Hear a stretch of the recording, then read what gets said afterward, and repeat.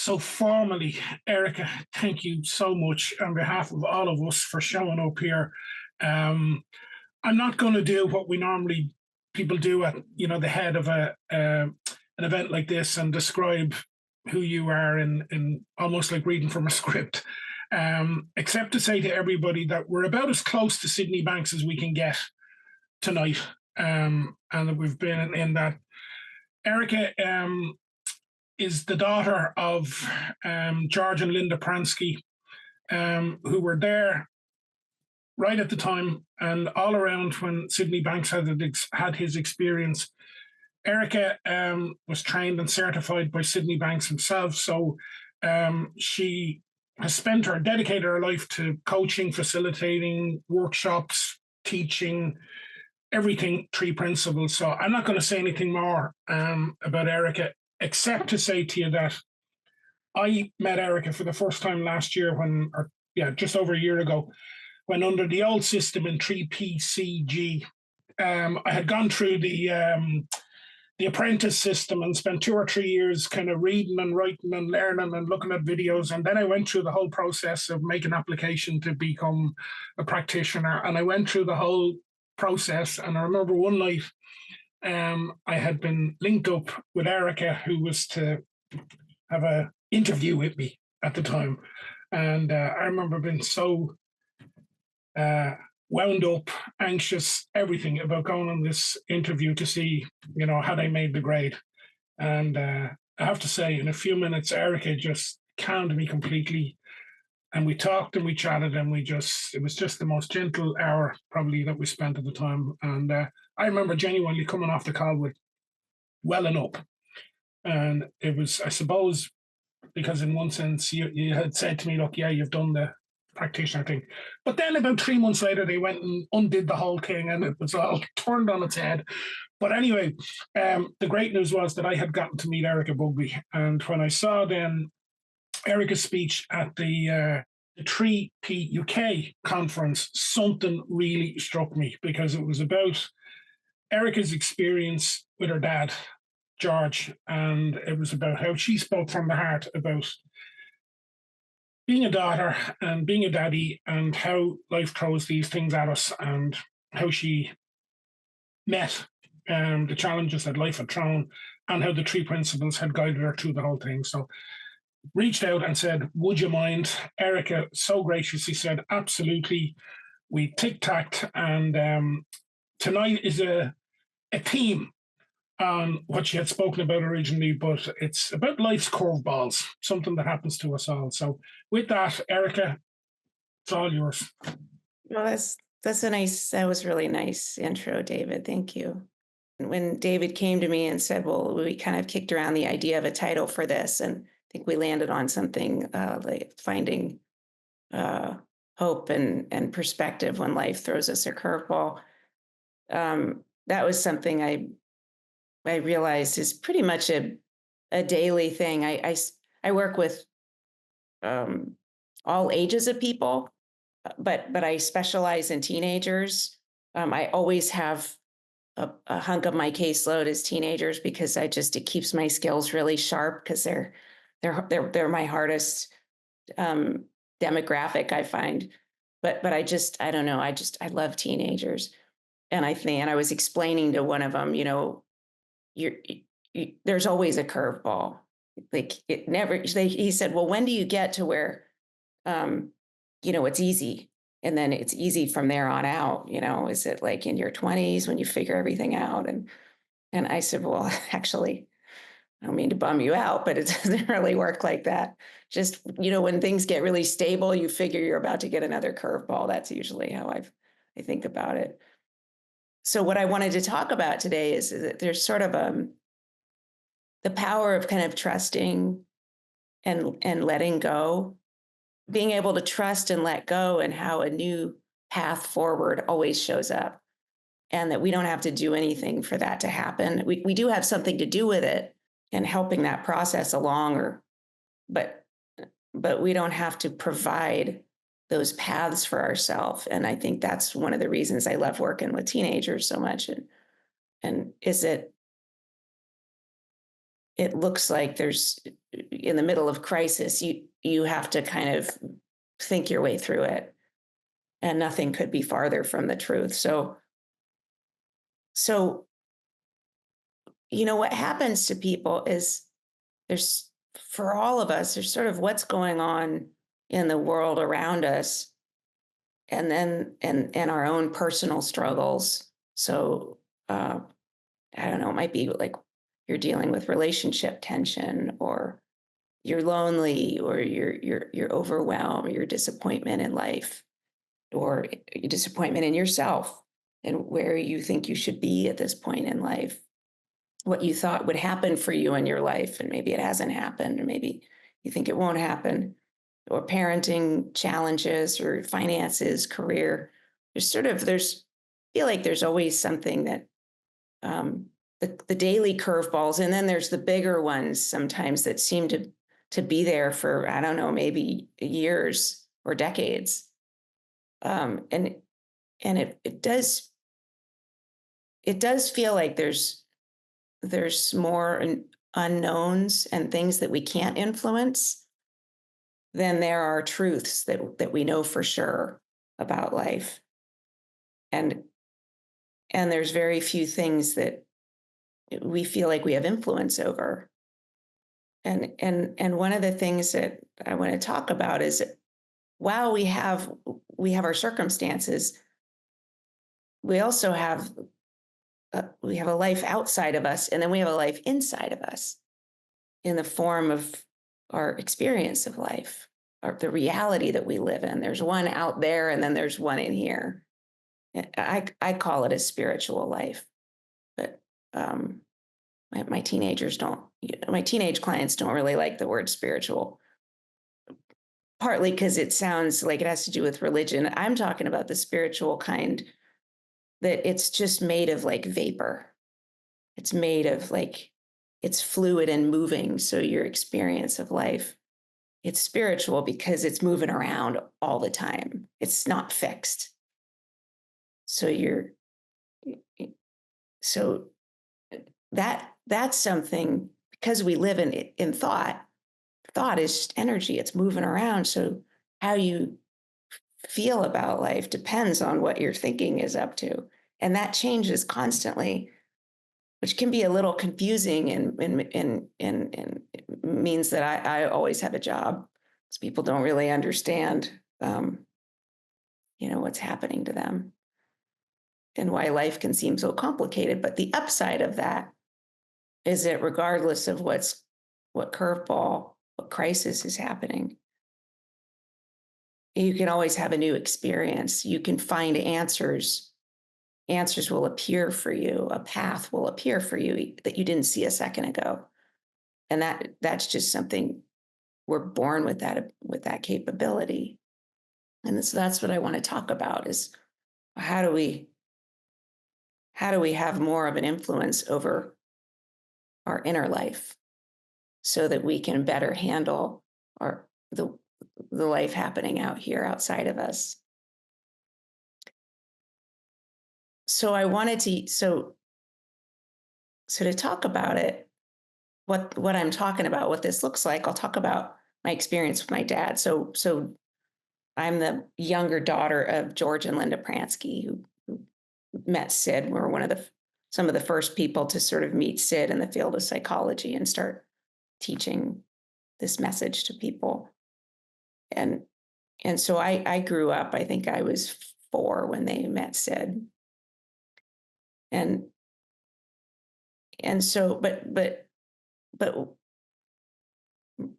my dad, so George and I have been really close. He's one of my closest friends and companions. And I spend a lot of time, lucky enough to live near him, spend a lot of time with him. And he's sort of a fixture in my life. And a few years ago, he had a stroke. I don't know how many of you know George, but and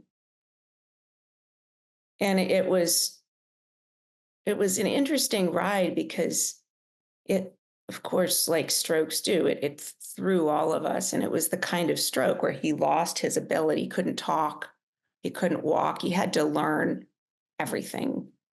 Um, and he went from being living a very active life to not being able to do anything.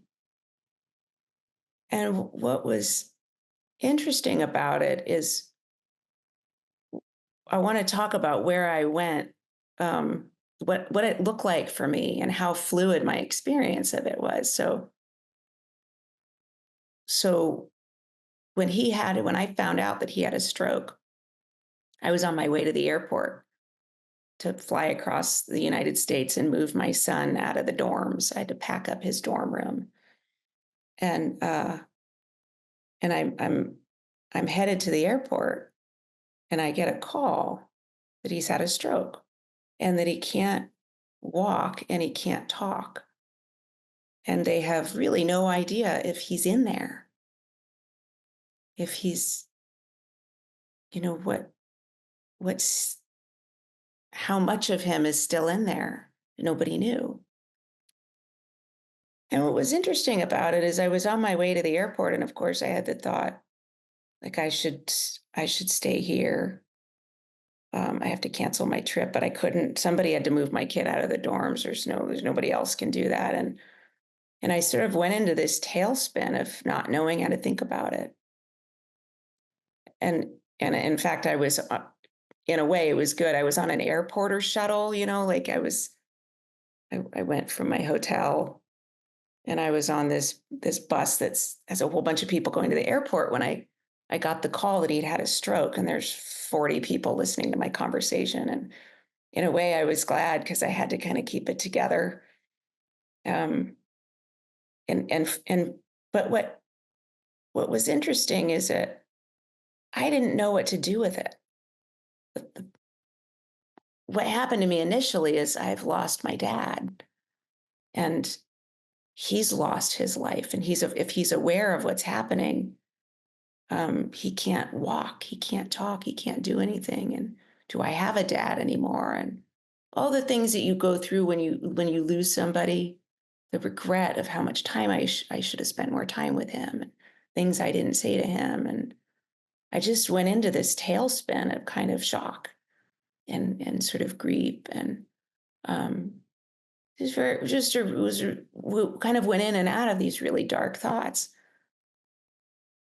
But what was interesting is the challenge I had on top of it, which seemed like a really cruel trick, that on me, was that I had to go move my son out of the dorm room, and I had to show up for that. I had to go do that while this was happening. And more importantly, I had to show up for my son. I didn't want to show up to him a big mess and a zombie. I'm meeting all his friends, but it ended up being a blessing, because I couldn't be a mess, because I had to go do life. And life didn't really care what my reaction to it was. I had to just find a place to put it. I sort of parked it in like the back parking lot. And what happened was that over the course of packing boxes and showing up in the heat and everything that goes along with moving out of a dorm room, and you have a 4-hour block that you get, I went through a whole series of transformation over the course of even a 10-minute period while I was there, but certainly over the course of those 3 days. I went into um, these dark feelings that I would have to pull myself out of, because the elevator opens and then I have to put our stuff in, and it was sort of constantly interrupting my thought. And what was so interesting about it is that my dark thoughts started to evolve for me, even over the course of those few days. So I had moments in between the wanting to fall apart where I felt gratitude that he was still around and there were things I could say to him that I got so clear that I had never said and that I wanted to. And I realized he's still here. I don't know if he's in there, but I have some part of him. And just the gratitude with that, it just, I kind of was interesting. I fluctuated while I'm moving, and I'm fluctuating between like sort of holding back tears from grief to holding back tears from gratitude. And I think, and even gratitude for really small things, like I needed packing tape and I was going to go to the store, and I got in the elevator and there was a thing of packing tape that fell out of somebody else's box. It's like, I was almost moved to tears not having to go to Target for the third time. Everything was, I was sort of in this raw state and everything moved me. And one of the thoughts that came through was, what am I going to tell my dad?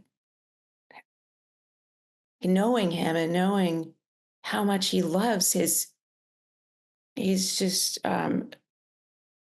loves his exercise routine. He loves his yoga. He would do yoga in his sauna because he would get in there with the heat. And he loved he would do these like deadlifts, and he was so physically active, and he loved teaching and his work, and he loved so many things. And he loves food, and he's in a hospital, and there were so many things that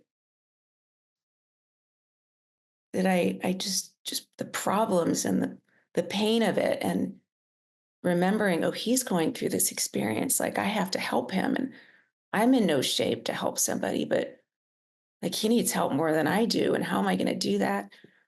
These questions would come up. It was so interesting.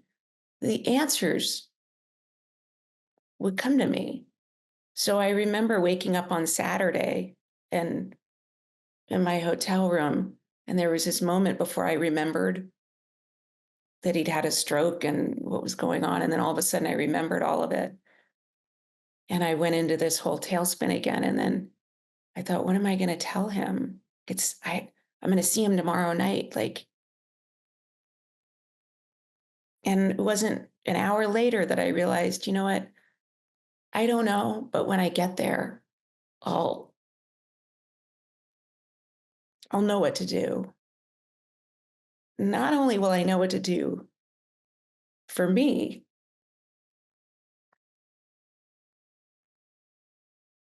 but I had a vision that it was the first time I had some sense I could picture showing up and just being there for him and telling him, I'm like,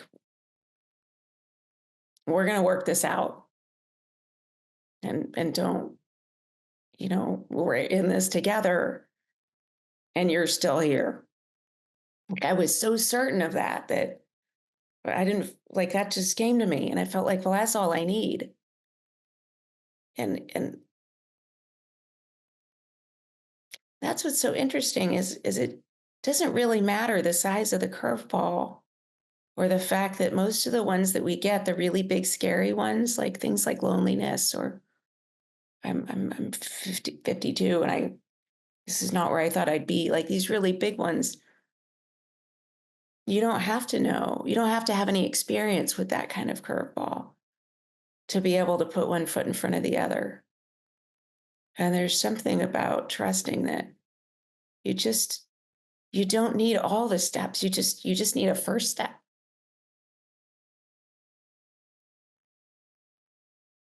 And what I realized is I can show him a first step. I don't have anything beyond that. So don't ask me what else are we going to do, but I can tell you what to do as a first step. And that's exactly what happened. Is it, I got back and I don't know what he was thinking. I'll have to ask him at some point, but I'm sure that he was conscious. He eventually got his ability to talk. He got his speech back, and he has a wonderful life. He has an amazing life. He still teaches, and he's writing books, and Um, I mean, he's not going on roller coasters and, shopping malls, but he has an amazing life. And our relationship is, I can't believe it, but it's closer than it was before, which I didn't even honestly think was possible. It's closer by like several times closer. And it's because of this. And that is, it's just a fact. The fact that not only can you be okay not having any idea what you're about to do with what just happened to you, but it has the potential to go someplace that you couldn't imagine in terms of the growth that you get out of it, or the good fortune that comes out of it, like the closeness and the fact that not everybody that loses their dad gets him back. Sometimes you lose them and there's no coming back from that. Sometimes you have no warning. I feel like sometimes people go and, there's, you don't get to have the kind of relationship that you realize that you could have. And I got to do that. And the gratitude for that was so much bigger than the grief that I felt for me and for him. And that just, it blew my mind. And what it does, this kind of story for me is it created a different more faith for all the other curveballs, the smaller ones that I haven't figured out yet. And all the things that I worry about. I have 2 kids and 4 aging parents, and the kinds of fears that I have about them, about what's going to happen in the future. I feel differently about those because of how all of this unfolded for me. I feel I have an appreciation for how much power we have under under the hood. It neutralizes the kinds of insecurities that wake people up at night. It might wake me up at night.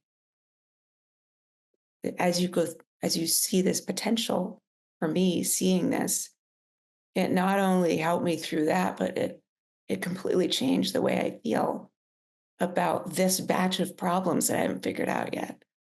You always have sort of a batch of things you haven't figured out, and then in 5 years you'll have a different batch. And 5 years ago you had a batch you didn't think you were going to figure out, and now you look back and you're like, well, maybe with some of them were messy, maybe I didn't like how they worked out, but they worked out. And to be able to trust that, that's what this talk is about. That's what happened for me. Not how you do that, but that we do that. Even if I had freaked out, I would still have found my way through it. I mean, it might have taken longer. But that's what I want to point to, is there's sort of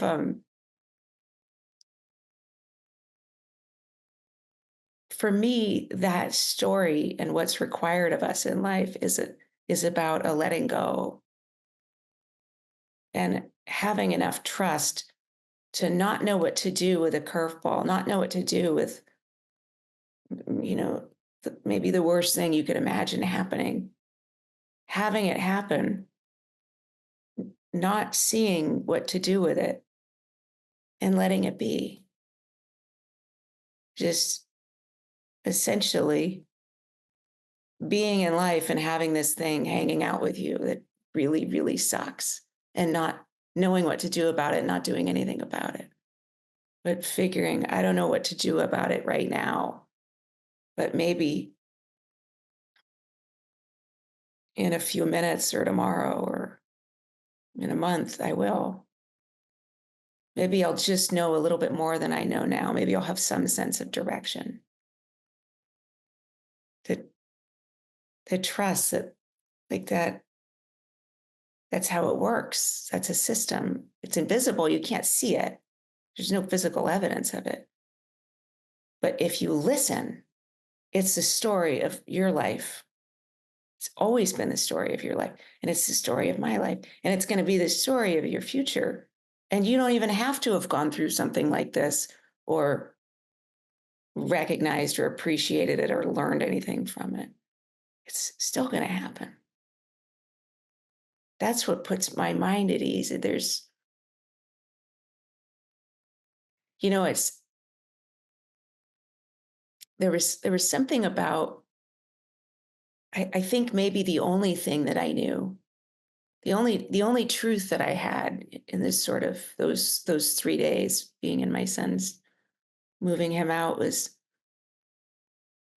I knew I have no idea what to do right now, but I have to show up. I don't know what to do about this other thing, but I have a life right in front of me that I have to participate in. I knew that's the right thing for me to do. My next step is living my life. It didn't take me very long to appreciate, even when I got off the airport or shuttle and I'm going through the airport, trying not to cry. I I knew, thank God I'm traveling, because traveling is there's so much that has to happen, so many steps, and I was constantly pulled out of, like, I got to find the line for security, I got to eat, I got to wait in the right line, I have to find my gate, I have to check my flight status. There's so much is required. And I realized there's something in ordinary life that is our lifeline. It's there 100% of the time. And you don't even have to be packing up your kid's dorm room. So for me, um, my lifeline was just being present in ordinary life, but just to point to something bigger, so you can see this is sort of something all of humanity understands. I was watching a documentary on the U.S. in the 1940s, during World War II and the Depression. I love documentaries, and one of the things that struck me about it was there was this, during that time, there was one of the worst moments in our country's history. There was a surge in popularity in radio shows, not the entertaining kind, not the serious kind, the entertaining kind. Radio shows, the Olympics, and baseball. People were really into the Olympics, watching the Olympics. Um, President Roosevelt insisted that baseball continue. They considered not having baseball anymore, partly because they wanted all these players to go, fight. And as they said, should we have leisurely things when people are out there, in our world, not just in this country, but in the world, dying? Should we be playing baseball? Is that cold? Is that irresponsible? And he said, no, we're having, baseball is one of the only things keeping people sane. It's good for morale. And then the other thing I thought was so interesting is, at the time, the other thing was in the military. I think this is probably in the military everywhere. They talked about how the military came up with this, uses this idea called make work. Make work in the military is when you go out to battle, you come back to eat and sleep, and the other half of your platoon goes out. I'm sorry, I don't know all the lingo, but the people that are coming back to, like, refuel and rest are in their heads about what just happened and what's about to happen. The fear, the insecurity, the grief, feeling conflicted about what you're doing to save people from that. They would have these people in the military digging trenches, cleaning toilets. They'd give them jobs that didn't really need to be done for the purpose of keeping them busy, and they called it make work. And everyone knew we're cleaning toilets that were cleaned yesterday and really don't need to be cleaned. We're digging trenches that don't need to be dug. That make work ties into the same thing as having a sense of what Roosevelt called normalcy and entertainment through baseball and the Olympics and his support of radio shows. So, and the public embracing those things. And these guys that are grieving and women that are grieving and digging trenches that they know don't need to be dug. That, in my mind, is the equivalent of me packing a dorm room and going through the ordinary, just having to show up and be present and travel, packing boxes, checking into my hotel. That being present in ordinary life for me was looking for a new feeling that wasn't grief, and essentially giving grief to this other department, which is somewhere in the back of my mind that will get handled. I'm not going to try and think my way through this crisis or the feelings I'm having. I don't know what to do with them. So I'm going to put them over here, temporarily let go of them, the pain and the insecurity and the fear. And I'm going to repurpose my feelings into ordinary life, the way that the military put their feelings and their energy and their attention, they threw themselves into make work. And the civilians threw themselves into watching the Olympics, baseball, radio shows, through leisure and recreation and just routines. There's something meditative and profound in the feelings, these feelings that don't seem very profound. But that's why I'm pointing to them. Because I think sometimes when it comes to self-help and spiritual development, people think something amazing has to happen to them to help them through some of the worst things that we go through. And I'm saying, no, right underneath this moment, a moment of panic or fear, or loneliness, there's that moment. And there's also, at the same time, ordinary life happening that you can engage in.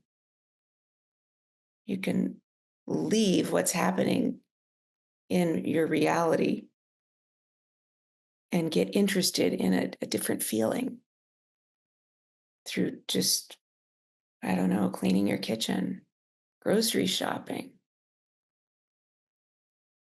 doing something that you love doing. You can have a big crisis and decide, I'm gonna go attend to my dying houseplants. There's something meditative in that. But we have to trust that system and respect that system for it to work for us. I could have gone and packed up my kid's dorm room and not been present. And I made the choice to be present, not for my son, for my dad. I put him on the back burner and his stroke on purpose. And that's what I want to highlight is it might not make sense at the moment, but when you zoom out and you look at it from 10,000 feet, we have a huge influence over how we handle moments like the one that I had. And it's, I don't know, it's just something that, it's a gift we have. I don't know why the system works that way, but it does. And the military knows it. And the anybody, any of you know that in those moments where you on purpose turn your back on a problem that you have that's huge, that's your responsibility, and you're going to go detail your refrigerator instead of thinking about it. That's the hobbies that you have.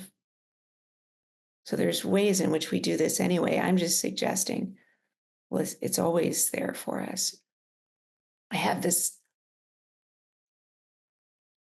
client that's I'm working with right now that's 21 and struggles with insecurity and suicidal thoughts. Gets in it really deep. His parents didn't have any money, and so he didn't go to school. Like, they're farmers, and he helped them farm. Their kids don't go to school; they stay home and farm and help out with the farm. And he figured out at 13 that other kids go to school, and he didn't know there was school. He didn't know that. He just didn't know that that's what happened. And he got really angry, and he said, "Well, I want to go to school." And he did. His parents let him go to school, and he taught himself to read. And but he was so angry at his parents, and it sort of tormented him, and it messed with his confidence. And um, what was so interesting, though, is, when I was talking to him, and he has all this anger, and he doesn't know what to do with it, and he gets in a lot of fights. Has kind of a very violent life, and we were talking once, and he talked about how he heard something in what I said, how you don't have to have answers to these things. You don't have to know what to do with your parents and your history and your past. You can not know and go live your life and let those answers come to you. Let the forgiveness come to you if you want to forgive them. Let the, coming to peace with your shame and embarrassment of not knowing how to read and not knowing things other people know. Trust that you'll work that out. And we're talking about that. And he said, I think I know what you're talking about. He talked about when he has a motorcycle. And when he rides his motorcycle, he talked about this thing he calls in the motorcycle world, they call it helmet confidence. And what that is when you put on your helmet, you don't have any problems. He says he's very outgoing when he rides his motorcycle. He normally hates people, but when he's riding his motorcycle, he feels very free.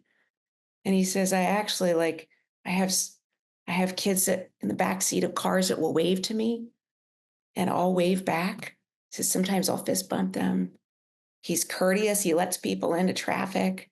People let him in. He waves to other motorcycle riders. He's like, I'm this open social person on my motorcycle because I just have to focus on riding so I don't die. And I find I'm open, and I actually like people. It's the only time I like people. He hates people otherwise.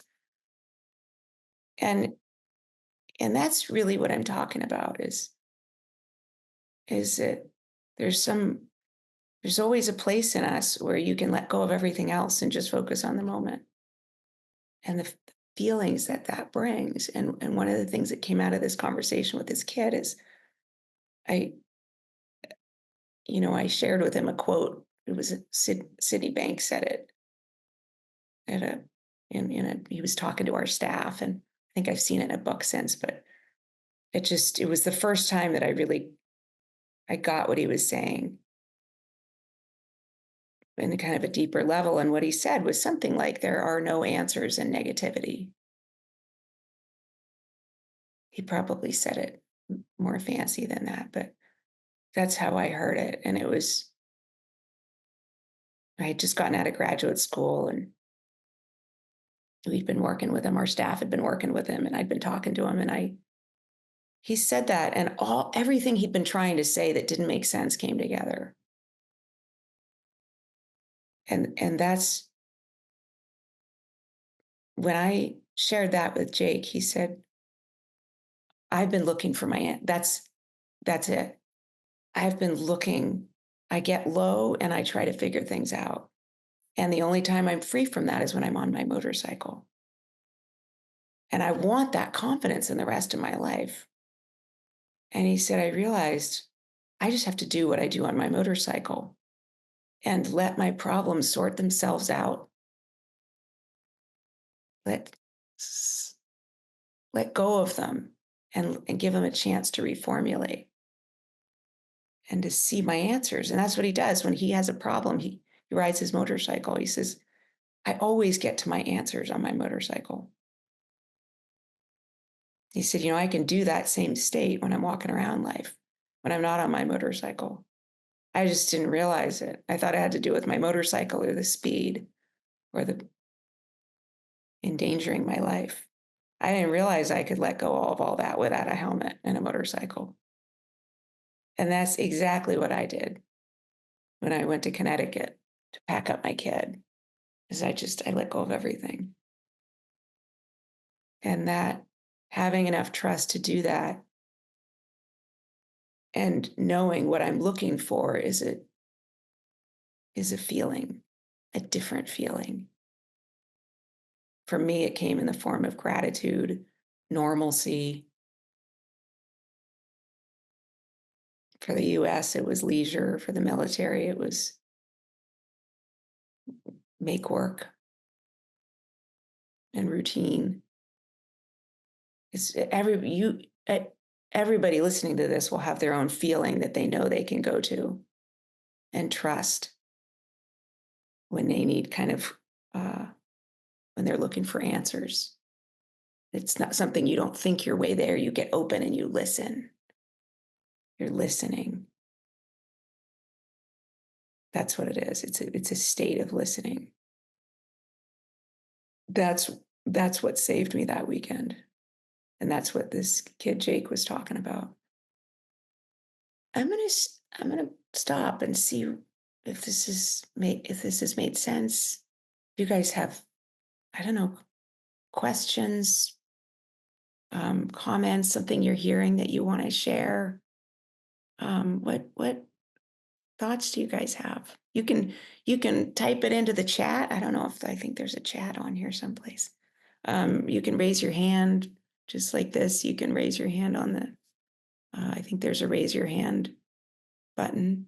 Yeah, John.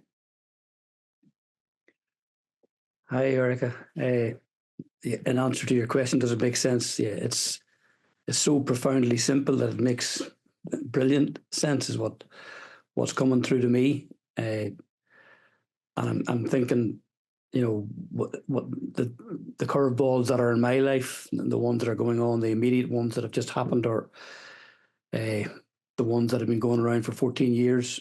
So it's great to see that help and that distraction that's in that. I don't so much have a question as an observation, particularly when you were talking about your father having the stroke and was he in there? My mother had a stroke. My mother's dead now a couple of years, but she had a stroke 20 years before she died, and the doctor said that she wouldn't make it out of the stroke, that she was in a coma, and that we should all be prepared for her dying. Mm-hmm. And she came through it, and she came out, and she lived, a reasonably full life, certainly compos mentis in her head and in her chat, if not in her movement. But a year after she had the stroke, we were talking about life and death, and she said, I'm looking forward to death. And I said, why is that? She said, because I was there. And I said, what do you mean? And she says, oh, I was there. I was away. I was walking down the tunnel to the light. And I have a brother called Jody, which my mother calls him Joseph. And she said, and that little bastard Joseph called me back, was how she described it. And my mother never cursed in her life. And I says, what do you mean? He said, I was going and it was lovely. And I could see where I was going. And he was calling me back. And at that time, we figured out Jody was sitting in the hospital holding her hand for, hours at a time. And taking his turn and saying, Mummy, don't go. Mummy, please stay, while she was in that coma. So she was in there even at that time, so, and she didn't tell anybody the story. It was a complete year afterwards that she just happened to casually mention it to me. And I just thought, wow. So I thought I'd share that. Wow. He He talked her into coming back. That's amazing. It's Yeah. so interesting because there's so many opportunities to go make meaning out of the fact that that happened to her. You could feel it could be written as a tragedy, how much how much she lost in that stroke and what she couldn't do. And it's such a compelling story and it's true. But then there's a like that, just the fact of how that happened and that you get, another shot at life. She gets another shot at life. And like the story can be told. Your mind can make any kind of meaning you want out of what happens to us, which really sucks. But also, if you take advantage of that, to let go of the story you have and see if there's a better one, it will always create a different one. And I think that's, that could have been a story of like she could have been mad at him for bringing her back. And, you know, you brought me back for you, but I don't want to be here. That could have gone any so many different directions. And I think that's what we do with a lot of our stories. And yeah, that's neat. Thank you so much for sharing.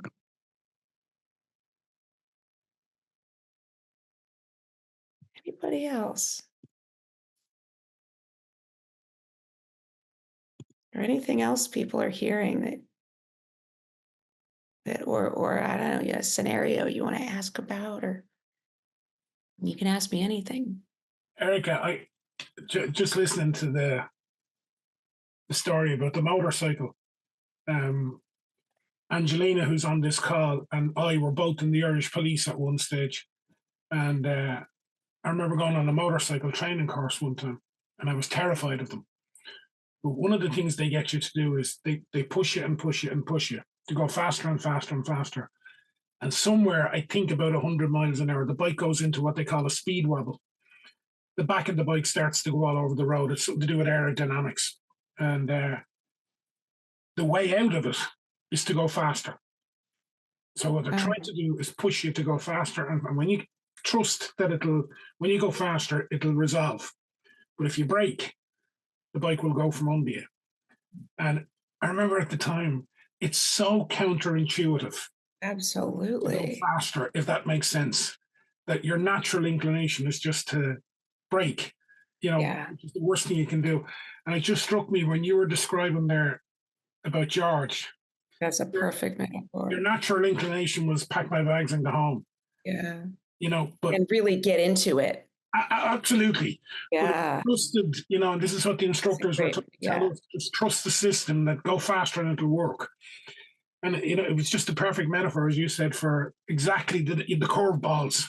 Sometimes you have to just be counterintuitive and kind of go with the feeling. Absolutely. Yeah.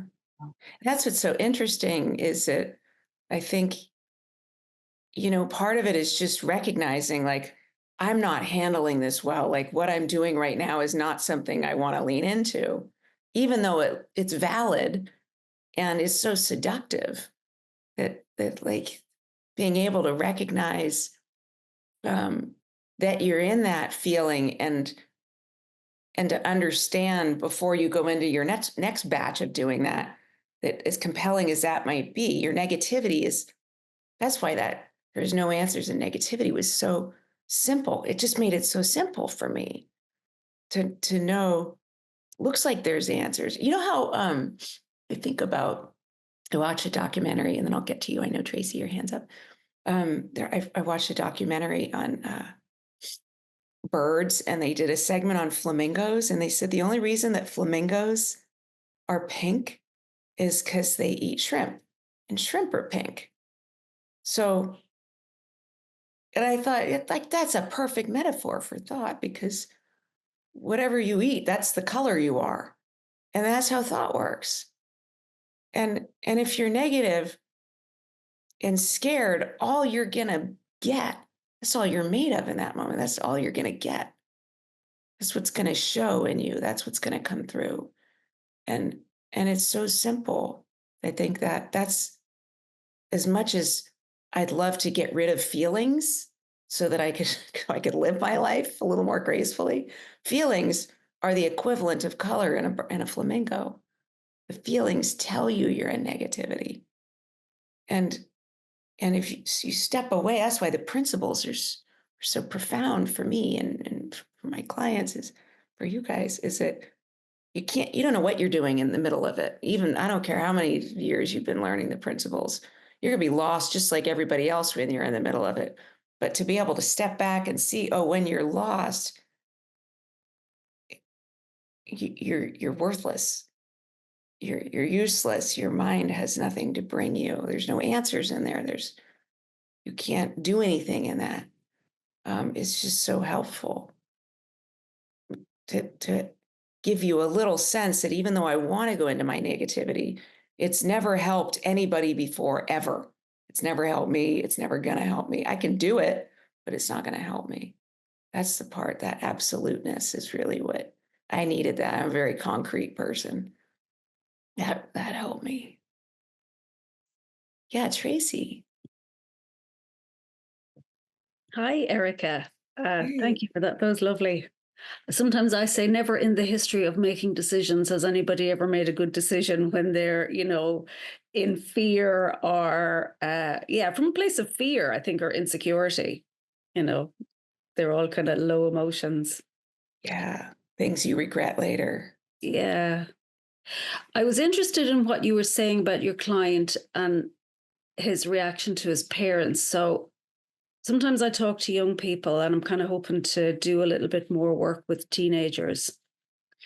And I guess in the work that I'm in, I'm working in an emergency department. So sometimes I see young people coming in who are in mental turmoil, but they're also living in difficult circumstances, and it's sort of like you can see that they've come from quite a traumatic background and they're still in it a lot of the time. Right. Or a lot of the drama is being created by their parents and they're just kind of perpetuating it.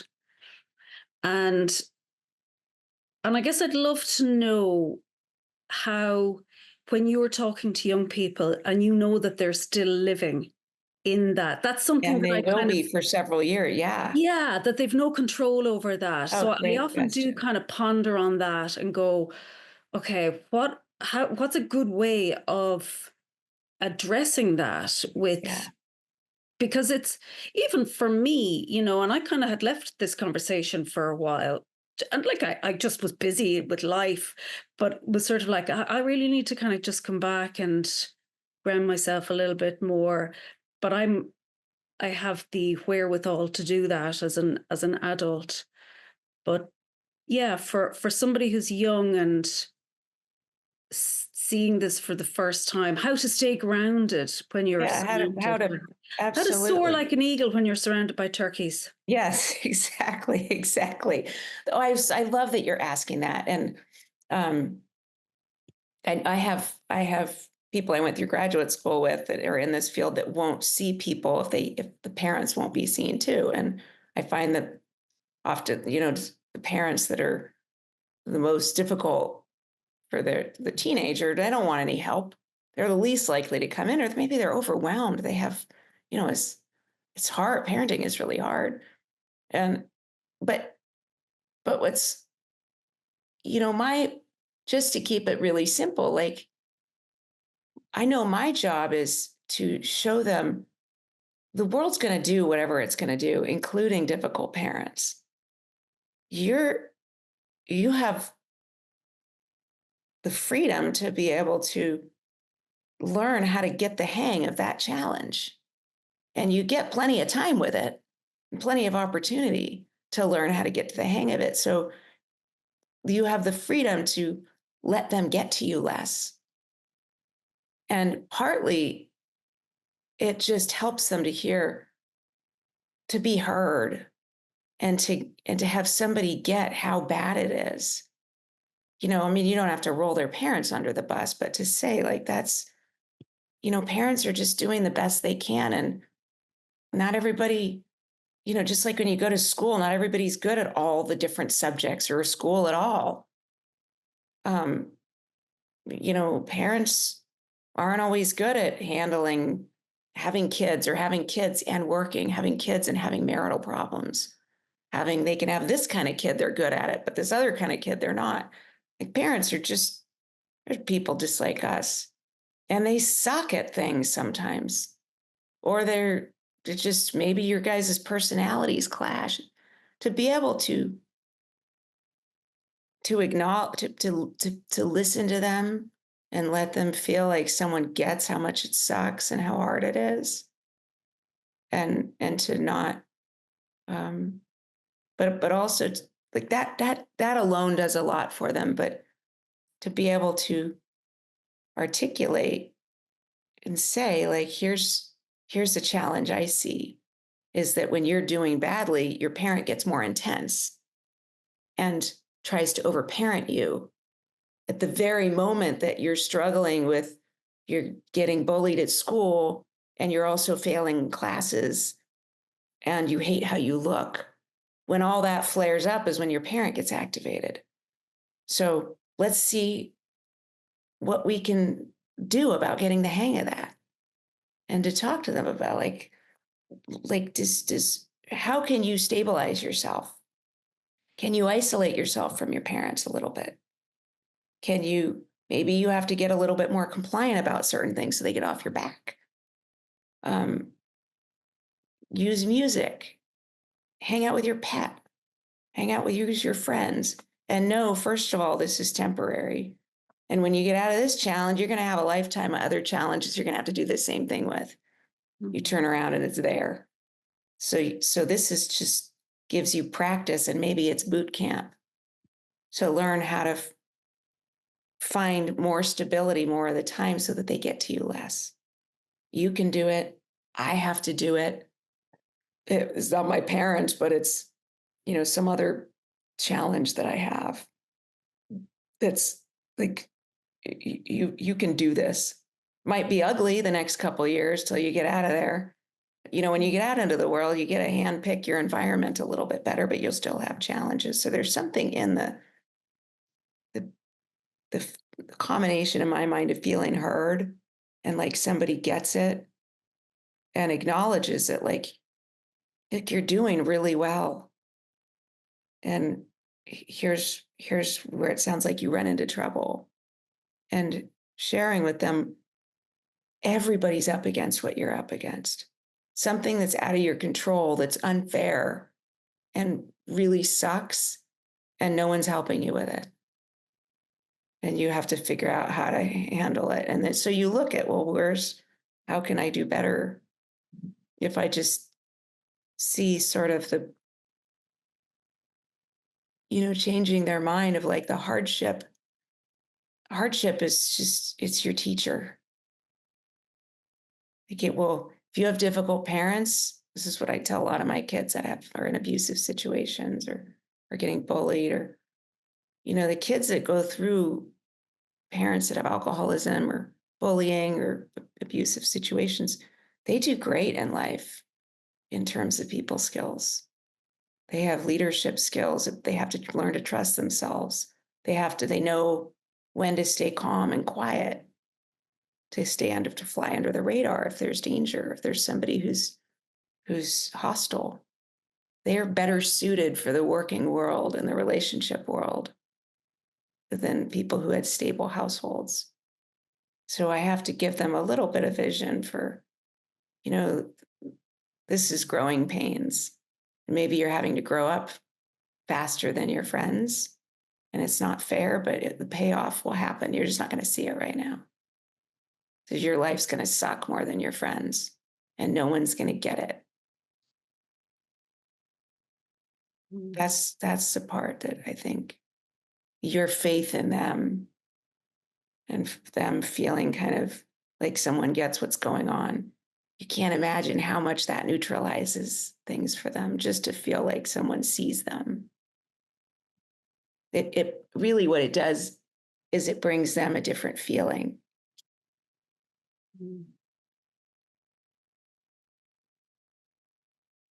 Does that make sense?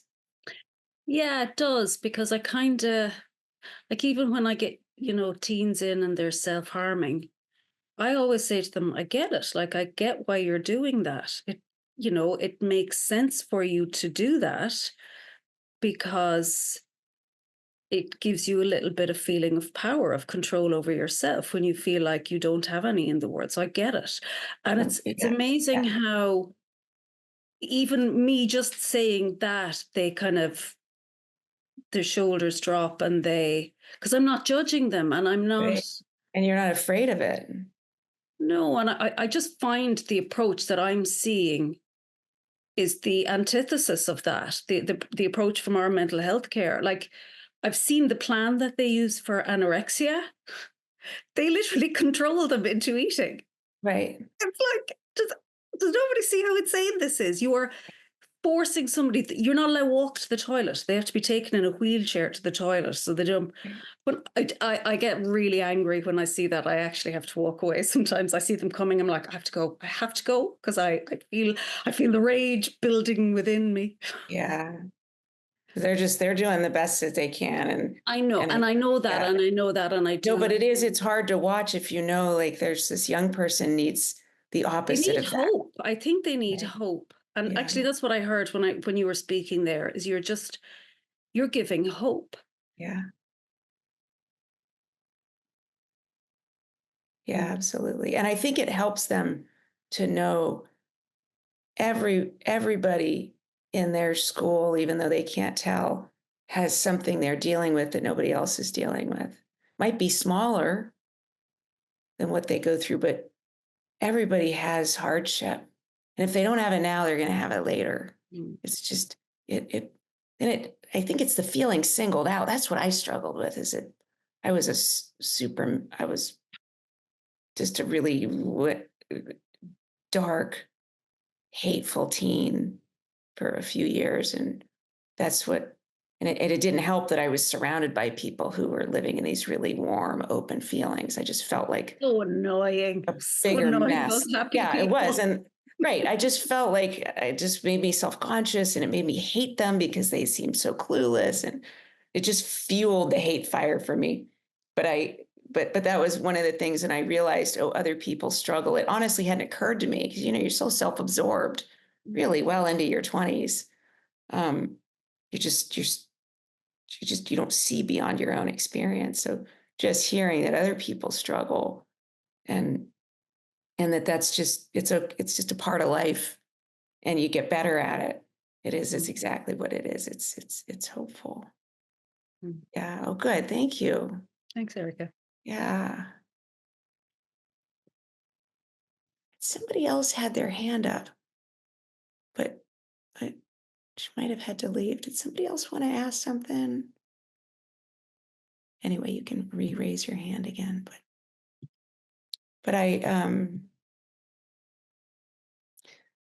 that's part of it too. I think I have one of my good friends. I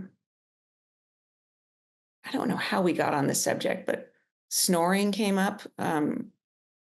Husband snoring came up in a conversation, and it was so funny because she said, "Oh, I love, Nate snores a little bit, and I love it when he snores. It's so reassuring. It reminds me of when I was a kid and I could hear my dad down the hall snoring. And it reminded me, like, oh, my parents are here. If something bad happens, there's monsters. She just found it reassuring. And I was like, it took me a minute to, like, we had moved on to a different subject. I was like, did you just say that you like snoring? I could not get it. I couldn't even hear what she said. And then it was so funny. About a week later, I use a white noise app, to have background noise. I work from home, and we just got a new puppy. And so, well, I look on my app, the new update, and there's a snoring sound for white noise. You can have a fan, you can have the dryer, a running engine, or you can have snoring. Who would pick that? But apparently people find that reassuring. And that's the thing about experience in your the teenagers of their parents, the stuff that we go through, the big stuff, the little stuff, you can have a new experience of it. It can go from being something you resent to, like my client Jake, he sees this now. He realizes, like, I was always going to have an issue with hate. This just forced it. This just forced me up against my hate problem for me, and made me, like, my parents going through this. I had to come to grips with my hate, and I had to do it early in my life when I have you. Like, had I not had all that hate, I wouldn't have found you. And I would have had hate the rest of my life until I found somebody that would help me with it. And I'm realizing I don't know what I would have learned later in life about hate. So, like, he's so grateful for it, and to have that experience about his parents, and he got there about them. He had a problem with judgment, and he was judging them.